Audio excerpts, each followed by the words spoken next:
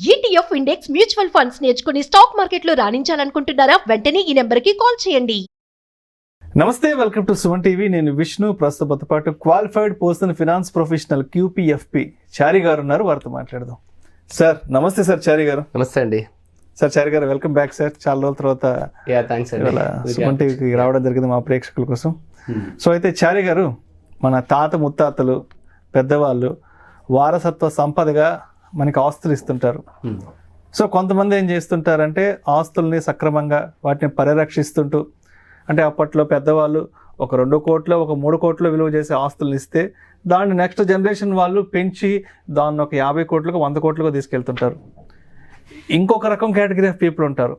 అప్పట్లో పెద్దవాళ్ళు 2-3 కోట్ల రూపాయలు అంటే ఆ వాల్యూ ఉన్న ప్రాపర్టీస్ని ఇస్తే వీళ్ళ జనరేషన్కి వచ్చే లోపల చివరికి ఏమీ లేకుండా పోతుంటుంది. పెద్దవాళ్ళు చెప్తుంటారు, బాబా అప్పట్లో వీళ్ళ తాతగారు వీళ్ళకి ఒక 50 ఎకరాల పొలం ఇచ్చారు బాబా, ఇప్పుడు చూస్తే ఒక 1/2 ఎకరం కూడా లేదు, మొత్తానికి వీళ్ళు అన్ని ఖాళీ చేసేసారని చెప్తుంటారు కదా.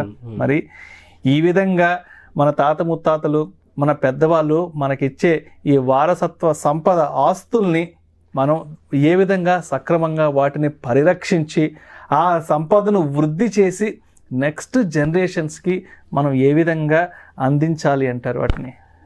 చాలా మంచి ప్రశ్న అండి. మన పేరెంట్స్ కానీ గ్రాండ్ పేరెంట్స్ కానీ మన తాత ముత్తాతల నుంచి వచ్చిన యాన్సిస్ట్రల్ ప్రాపర్టీస్ ఇవన్నీ కూడా ముఖ్యంగా ఏ రూపంలో ఇస్తున్నారు మనకి? వాళ్ళు ఎక్కువ ఏ రూపంలో ఇస్తున్నారు అంటే భూములు, స్థలాలు, పొలాలు, ఏదైనా బిల్డింగ్స్ ఇట్లా ఇస్తారు. ఎగ్జాక్ట్లీ. సో వాళ్ళ ఊర్లో ఉన్న పొలాలు, ఊర్లో వాళ్ళు ఉన్న ఇల్లులు, ఓకే, స్థిరాస్తుల రూపంలో ఇస్తున్నారు. గోల్డ్ కానీ స్టాక్స్ కానీ చాలా రేర్ గా ఇస్తున్నారు, చాలా తక్కువ. బట్ 90-95% ఇదే రూపంలో ఇస్తారండి. ఓకే, ఇప్పుడు ఈ యాన్సెస్ట్రల్ ప్రాపర్టీస్ తీసుకున్న ప్రతి ఒక్కరు ఇప్పుడున్న జనరేషన్ లో ఏం చేస్తున్నారంటే, చాలా మంది అంటే కాపాడే ఉద్దేశం ఉన్న వాళ్ళు, మీరన్న ఆ 10% కేటగిరీని పక్కన పెట్టేస్తే కాపాడాలనుకునే వాళ్ళు ఏం చేస్తున్నారంటే ఎక్కువ మటుకు ఈ ఆస్తి నేను ముట్టుకోను, ఇది ఇలాగే తీసుకెళ్లి నా నెక్స్ట్ జనరేషన్ కి ఇస్తాను అని అంటున్నాను. ఓకే, పర్లేదు, అది ఒక విధంగా మంచి ఆలోచనే. నువ్వు దాన్ని ₹1 కూడా దానిలో తినకు, కానీ వచ్చినట్టుగా వాళ్ళకి అందిస్తే ఇంకా నువ్వెందుకు మధ్యలో? నువ్వేం చేయాలి? దాన్ని వాళ్ళు ఆల్రెడీ గ్రో చేసి ఇచ్చిన దాన్ని నువ్వు కూడా మళ్ళీ గ్రో చేసి వాళ్ళకి ఇవ్వాలి. అంటే వాళ్ళ ఆస్తుల్ని కాపాడడం ఒకటే నీ రెస్పాన్సిబిలిటీ కాదు, దాని విలువను కూడా పెంచాలి, 10 రెట్లు పెంచాలి, దాని వాల్యూని ఇంక్రీజ్ చేసి పిల్లలకి ఇవ్వాలి. ఓకే, సో ఇది నీ అసలైన రెస్పాన్సిబిలిటీ.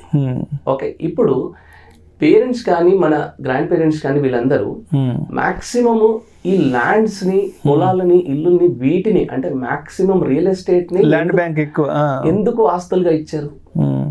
మనకి వేరే ఆస్తులు ఎందుకు ఇవే ఎందుకు ఇచ్చారు అంటే, ఇక్కడ ఏమవుతుందంటే ఎవ్రీ 100 years అనుకోండి, లేదా ఎవ్రీ జనరేషన్ అనుకోండి, ఒక్కొక్క ప్రోడక్ట్ కి ఒక్కొక్క వాల్యూ ఉంటుందండి.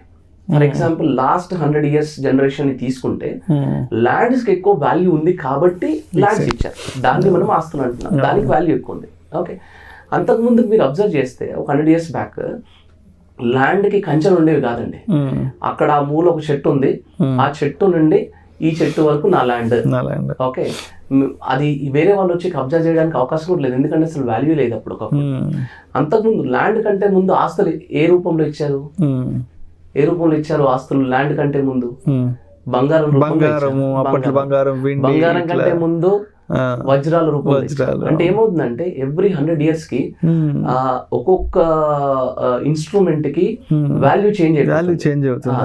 సో తర్వాత గోల్డ్ కి వాల్యూ వచ్చింది, ఫస్ట్ వజ్రాలకు ఉంది వాల్యూ, తర్వాత జనరేషన్ కి గోల్డ్ కి వచ్చింది, తర్వాత జనరేషన్ కి ల్యాండ్ కి వచ్చింది. అలాగే మనం ఏం అబ్జర్వ్ చేయాలంటే, ఇప్పుడున్న జనరేషన్ తర్వాత మనం నెక్స్ట్ జనరేషన్ కి ఇవ్వాలనుకుంటున్నప్పుడు ఏ ప్రోడక్ట్ కి ఎక్కువ వాల్యూ ఉంటుందో ఆ ప్రోడక్ట్ కి మన ఆస్తులను కన్వర్ట్ చేసి వాళ్ళకి ఇవ్వాలి. సో ఇప్పుడు ఏది లైమ్ లైట్ లో ఉందో దాన్ని ఐడెంటిఫై చేయాలి మనం. ఎగ్జాక్ట్లీ. సో అదే మనం తీసుకొచ్చే వాళ్ళు కూడా బంగారం ఇచ్చుంటే ఇవాళ వాళ్ళకి వాల్యూ క్రియేట్ అవ్వలేదు, వాళ్ళు ల్యాండ్ కన్వర్ట్ చేసి ఇచ్చారు కాబట్టి మీ ఆస్తులు గ్రో అయ్యాయి.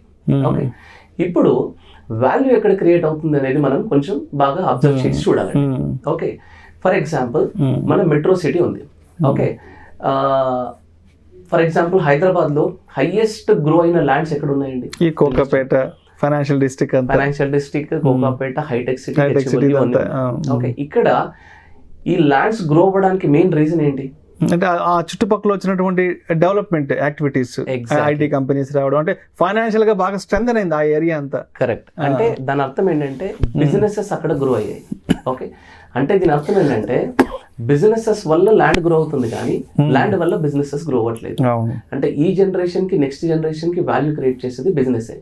ఇంకో ఎగ్జాంపుల్ తీసుకుందాం. ఫర్ ఎగ్జాంపుల్ ఇవాళ మనం ఇక్కడ ఈ బిల్డింగ్ లో కూర్చొని చేస్తున్నాం. ఈ బిల్డింగ్ అంతా సుమన్ టీవీ ఉందనుకోండి. సుమన్ టీవీ వల్ల బిల్డింగ్ కి వాల్యూ వస్తుందా, లేదా బిల్డింగ్ వల్ల సుమన్ టీవీకి వాల్యూ వస్తుందా? సుమన్ టీవీ తలుచుకుంటే ఇలాంటి బిల్డింగ్లు 10 కొనగలుగుతుంది, 100 కొనగలుగుతుంది.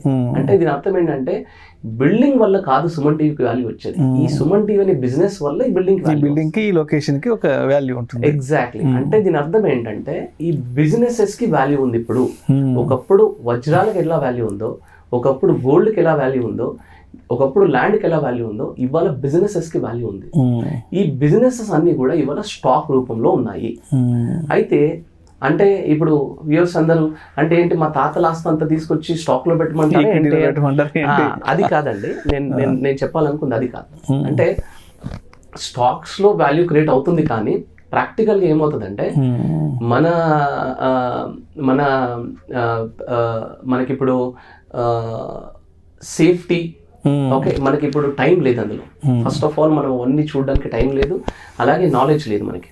ఓకే, ఈ నాలెడ్జ్ టైం స్పెండ్ చేయకుండా మనకి 100% సేఫ్టీ ఉండి, 100% ఫ్లెక్సిబిలిటీ ఉండి, 100% ట్రాన్స్పరెన్సీగా ఉండి, అంటే నా డబ్బు ఎక్కడికి వెళ్తుంది అని 100% ట్రాన్స్పరెన్సీగా ఉండి, 100% మంచి రిటర్న్, గుడ్ రిటర్న్, నాకు ల్యాండ్లో ఎంత రిటర్న్ వస్తుందో అంత రిటర్న్ వచ్చే ప్రోడక్ట్ ఉందనుకోండి, డెఫినెట్గా అదొక వాల్యూ క్రియేట్ చేసే ప్రోడక్ట్ కాబట్టి దాంట్లో మనం డబ్బులు పెట్టుకోవచ్చు.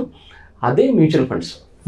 ఓకే, మనకి వాల్యూ జనరేట్ చేస్తుంది, 100% సేఫ్టీ ఉంటుంది, ట్రాన్స్పరెన్సీ, ఫ్లెక్సిబిలిటీ ఇవన్నీ కూడా ఉన్నాయి కాబట్టి 100% మనకి value generation product mutual funds కాబట్టి పెట్టచ్చు.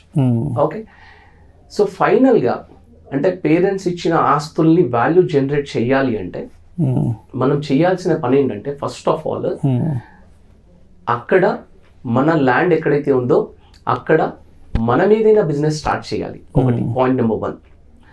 లేదా పాయింట్ నెంబర్ 2, దాన్ని రివ్యూ చేయాలి. అంటే దాని చుట్టుపక్కల ఏమైనా బిజినెసెస్ వస్తున్నాయా లేదా.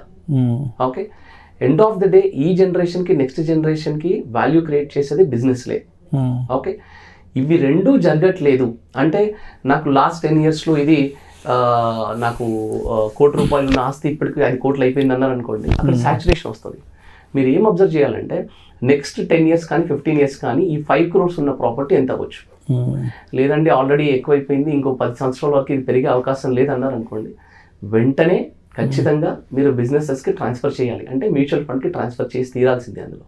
ఓకే, ఎందుకంటున్నానంటే ఇప్పుడు మన పేరెంట్స్ తాతలు ఇచ్చిన ఆస్తులని మనం మెట్రో సిటీలో ఉండి హోమ్ టౌన్కి వెళ్ళి మేనేజ్ చేయడం మనకే చాలా కష్టంగా ఉంది. అలాంటిది నెక్స్ట్ జనరేషన్ వాళ్ళు ఎప్పుడు ఎక్కడ ఏ కంట్రీలో ఉంటారో తెలియదండి. మనం ఊరు నుండి మెట్రో సిటీకి వచ్చాము, వాళ్ళు మెట్రో సిటీ నుండి అదర్ కంట్రీకి వెళ్తారు. మనం వాళ్ళని ఆపలేము, వాళ్ళ గ్రోత్ ఆపలేము. అలాంటి వాళ్ళకి కనుక ఇలాంటి ఆస్తుల్ని మనం ఇచ్చామనుకోండి, పాత ఆస్తుల్ని మనం ఇచ్చామనుకోండి, it is very difficult for them to manage. అందుకని ఫస్ట్ ఆఫ్ ఆల్ ఒకటి అక్కడ బిజినెస్ ఏదైనా స్టార్ట్ చేస్తారా, లేదా దాని చుట్టుపక్కల ఫ్యూచర్ డెవలప్మెంట్ బిజినెస్ ఏమైనా వస్తున్నాయా, లేదా మూడవది తీసి బిజినెసెస్లో మ్యూచువల్ ఫండ్స్ లాంటి ప్రోడక్ట్లు ఏమైనా పెడతారా. ఇలా వాల్యూ జనరేట్ చేసి ఇవ్వాలి తప్ప. ఫర్ ఎగ్జాంపుల్ నాకు కొంతమంది ఫ్రెండ్స్ కానీ మన రిలేటివ్స్లో కొంతమంది ఉన్నారండి, వాళ్ళ ఊర్లలోనేమో 10 కోట్ల భూములు, 5 కోట్ల భూములు ఉన్నాయి. ఇక్కడ చూస్తేనేమో సొంత ఇల్లు లేదు, కారు లేదు, అసలు ఒక 25-35 వేలకి జాబ్ చేస్తుంటారు. వాళ్ళు తినడానికి కొంచెం కష్టం అవుతా ఉంటే చూస్తేనేమో వెనకాలేమో 10 కోట్ల ఆస్తి, 5 కోట్ల ఆస్తి ఇలా ఉంది. వాళ్ళని చూస్తే నాకు ఏమనిపిస్తుంది అంటే అదేదో సినిమాలో ఆ కోడిని అక్కడ కట్టేసి ఇక్కడ కూర్చొని రైస్ తింటా ఉంటారు చూడండి, దాన్ని చూసుకుంటూ ఎంజాయ్ చేస్తూ తింటా ఉంటారు చూడండి. అంటే అసెట్స్ పరంగా రిచ్ బట్ క్యాష్ పరంగా పూర్. నేనేమన్నానంటే ఐదర్ మీరైనా దాన్ని ఎంజాయ్ చేయండి, లేదా నెక్స్ట్ జనరేషన్ కి వాల్యూ అయినా క్రియేట్ చేయండి. ఏమీ చేయకుండా అటు మీరు చేయట్లేదు, అటు వాళ్ళకి వాల్యూ క్రియేట్ చేయట్లేదు, రెండూ చేయట్లేదు. సో ఇలాంటి ఆస్తులు చాలా ఉన్నాయండి, ఇలాంటి వాళ్ళు చాలా మంది ఉన్నారు. ఈ ఎస్పెషల్ గా ఈ వీడియో వాళ్ళకి చాలా ఇంపార్టెంట్.